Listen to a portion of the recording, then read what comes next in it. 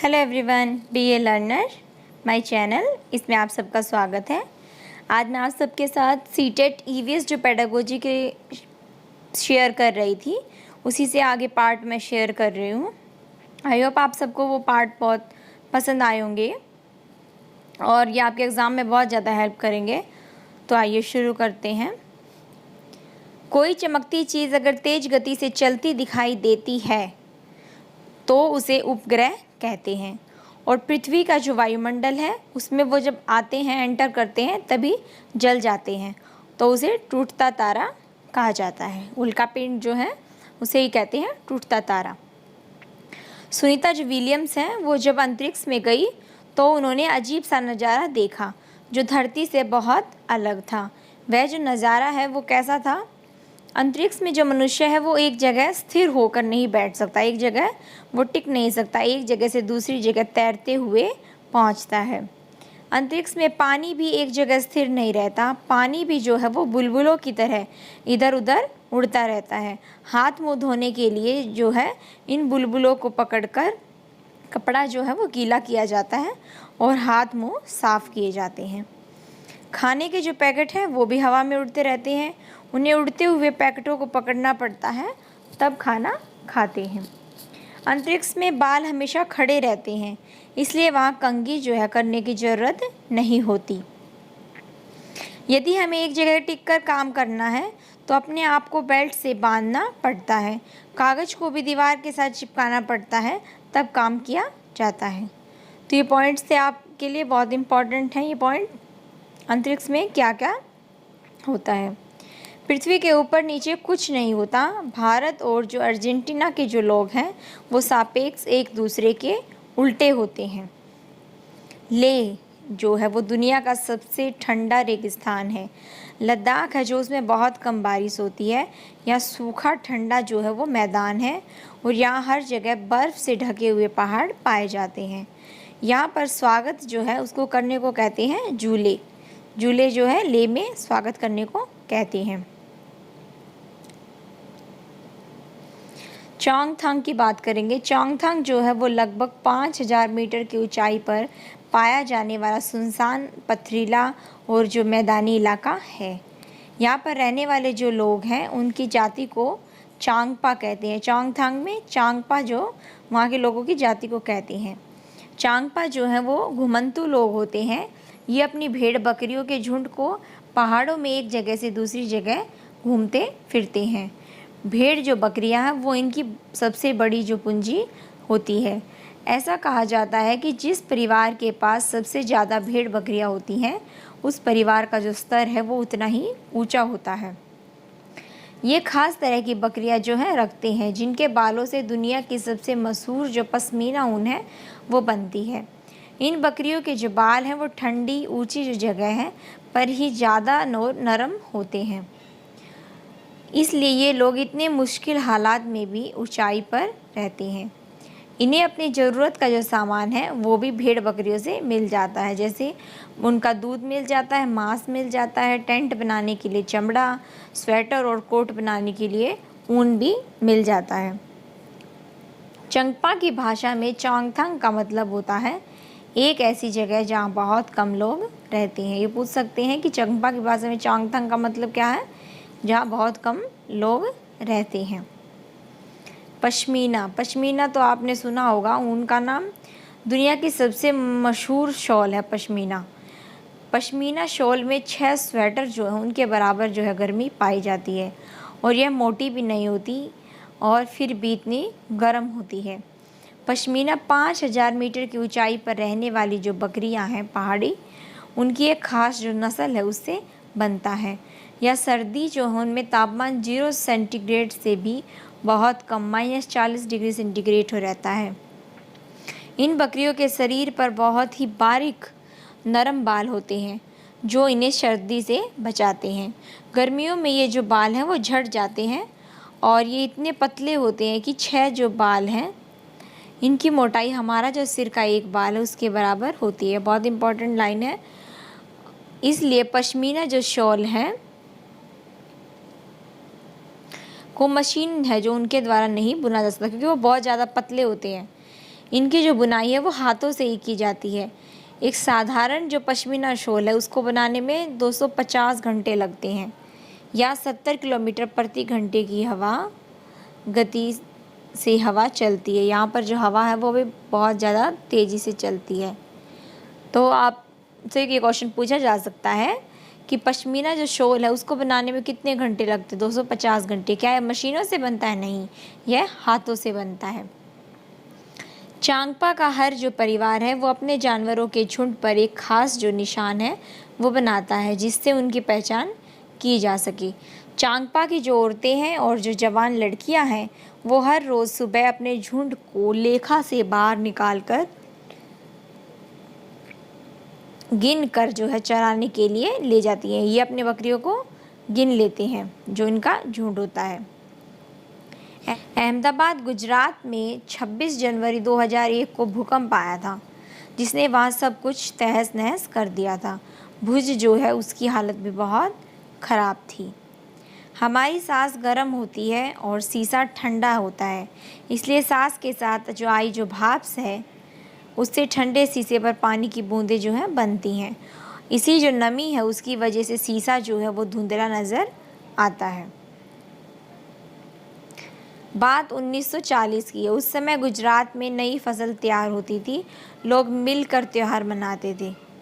ये लोग सब्जी को पकाने के लिए खेत में ही ताज़ी जो सब्जी हैं उनको मसाले जो हैं उसके साथ एक मटके में भर देते और फिर उसे सील बंद करके मटके को कोयले की जो अंगारी है उस पर उल्टा रख देते। इस पकी हुई सब्जी को उधियू कहते हैं। गुजराती में उधियू का मतलब उल्टा होता है। गुजरात में पूछेंगे कि मटके में सब्जी बनती है मसालों के साथ और उल्टा करके रख देते हैं, उस सब्जी को क्या कहते हैं? उस सब्जी को कहते हैं उधियू। सूर्यमणि एक चमकता सितारा है। चमकता सितारा उन साधारण लड़कियों की असाधारण कहानी है जिन्होंने स्कूल जाकर अपनी ज़िंदगी बदल डाली। सूर्यमणि को जंगल से बहुत प्यार था। वह इन जंगलों में घूमते जो बच्चे हैं उनको जंगलों के जो पौधे हैं उनकी जानकारी कराती रहती थी। सूर्यमणि जो है बच्चों को जंगलों के बारे में बताती थी। वह बिशनपुर जो गांव है के स्कूल में स्कॉलरशिप प्राप्त करने वाली उस गांव की पहली जो लड़की थी। बिशनपुर गांव में स्कॉलरशिप प्राप्त करने वाली पहली लड़की थी। कॉलेज में सूर्यमणि की जान पहचान एक पत्रकार से हुई जिसका नाम था बासवी दीदी। सूर्यमणि ने उनके साथ मिलकर झारखंड जंगल बचाओ जो आंदोलन हुआ था उसमें काम करना शुरू कर दिया। सूर्यमणि ने 21 साल की उम्र में ही बासवी दीदी और जो अन्य लोग हैं उनकी मदद से एक केंद्र खोल लिया। इस केंद्र का उन्होंने नाम क्या रखा? तोरांग। कुडुख भाषा में तोरांग का मतलब होता है जंगल। आदिवासियों को जंगल पर उनका हक दिलाने के लिए जंगल अधिकार कानून 2007 बनाया गया। इस कानून के अंतर्गत क्या कहा गया था कि जो लोग कम से कम 25 साल से जंगल में रह रहे हैं उनका वहाँ के जंगल और उस जंगल से पैदा होने वाली जो चीज़ें उन पर पूरा हक बनता है। उन लोगों को जंगल से दूर नहीं किया जा सकता। जंगल को बचाने का काम भी उनकी ग्राम सभा द्वारा किया जाना चाहिए। तो ये क्वेश्चन पूछ सकते हैं कितने साल तक जंगल में रहने से वहाँ की चीज़ों पर अधिकार हो जाएगा? 25 साल तक। और ये कौन से जो है कानून के तहत है? जंगल अधिकार कानून 2007 जो 2007 में बना था। मिजोरम में जो मुख्य जो फसल है वो चावल की है। जब चावल पक जाते हैं तो गांव में एक बड़ा जो त्यौहार है वो मनाया जाता है। मिजोरम में सभी लोग साथ मिलकर खाना पकाते हैं और खाते हैं और खूब मज़े भी करते हैं। यहाँ के जो लोग हैं एक नाच करते हैं, उसे कहते हैं चेराओ। इस नाच में दो दो लोगों की जोड़ी बनी हुई होती है और ये जोड़ियाँ ज़मीन पर आमने सामने बैठती हैं। इनके हाथ में बांस की डंडी होती है। बांस की डंडी के साथ ये ढोल की ताल पर ज़मीन में जो डंडी है उनको पीटते हैं। डंडियों के बीच में लोग एक कतार में खड़े होकर कूदते हैं, एक नाच करते हैं चेराओ और दो दो लोगों की जोड़ी बनी होती है, आमने सामने बैठते हैं और जो डंडी है उसे ढोल की ताल पर बजाते हैं और नाचते हैं। मिजोरम में लगभग 3/4 लोग जो हैं वो जंगल से ही जुड़े हुए हैं। तो पूछ सकते हैं मिज़ोरम में कितने चौथाई लोग जुड़े हुए हैं? 3/4।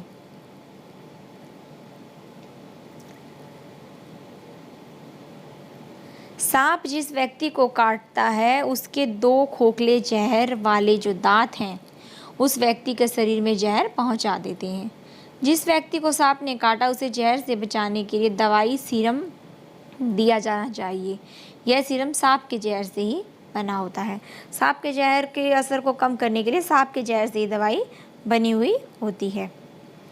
1930 में जब अंग्रेज़ों ने आम लोगों के नमक पर रोक लगा दी थी तो गांधी जी ने अहमदाबाद से दांडी के समुंदर तट एक लंबी यात्रा की और समुद्र के तट पर नमक जो बनाकर इस कानून को तोड़ा था सन 1930 में।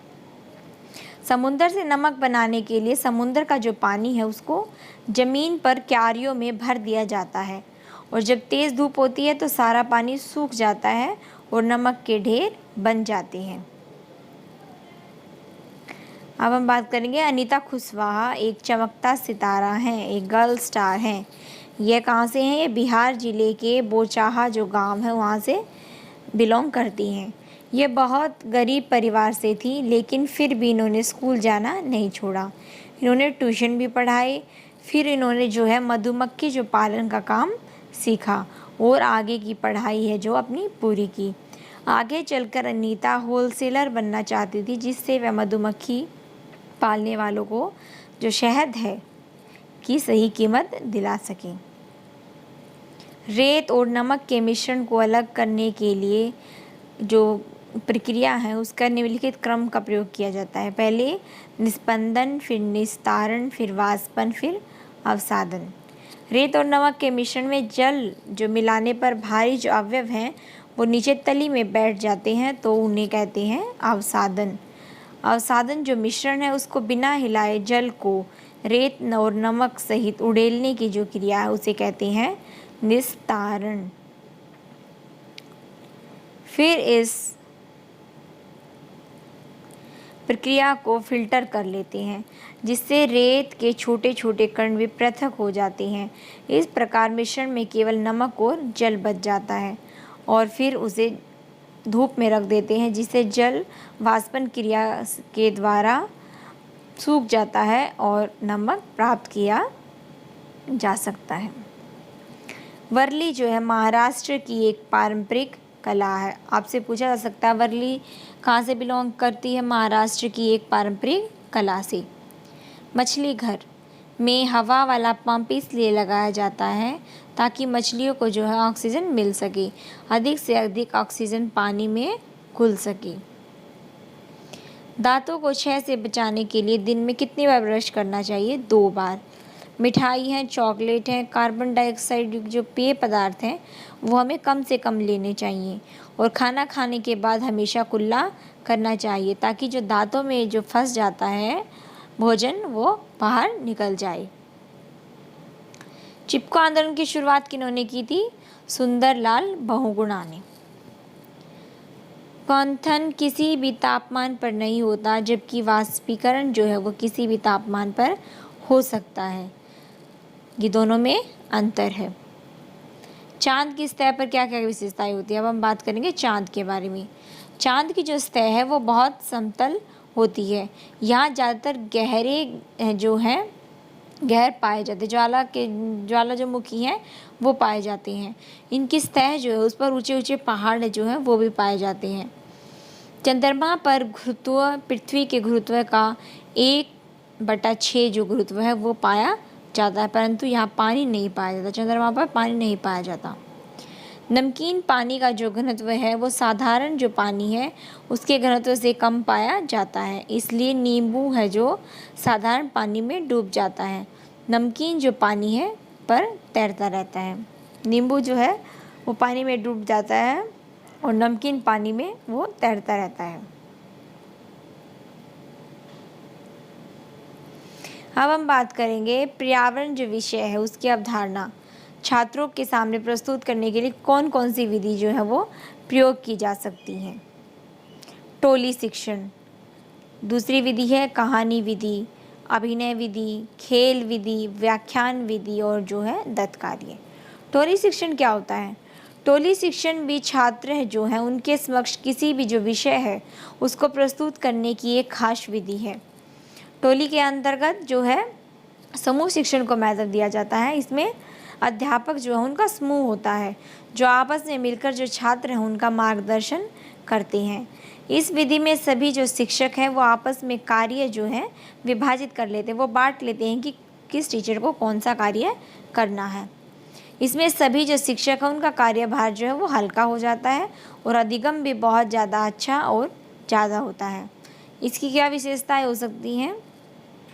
इसमें एक से अधिक शिक्षक भाग लेते हैं और जो सभी शिक्षक हैं वो एक दूसरे का सहयोग करते हैं।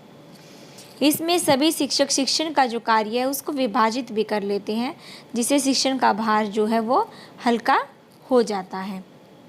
और यह शिक्षण विधि है जो अधिगम के जो है उसको कई गुना बढ़ा देती है।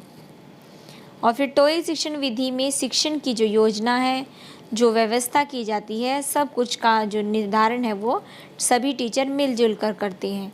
इससे शिक्षकों के समूह पर निर्भर जो है विधि कहा जा सकता है। इस विधि में शिक्षण जो कार्य है वो आसान हो जाता है।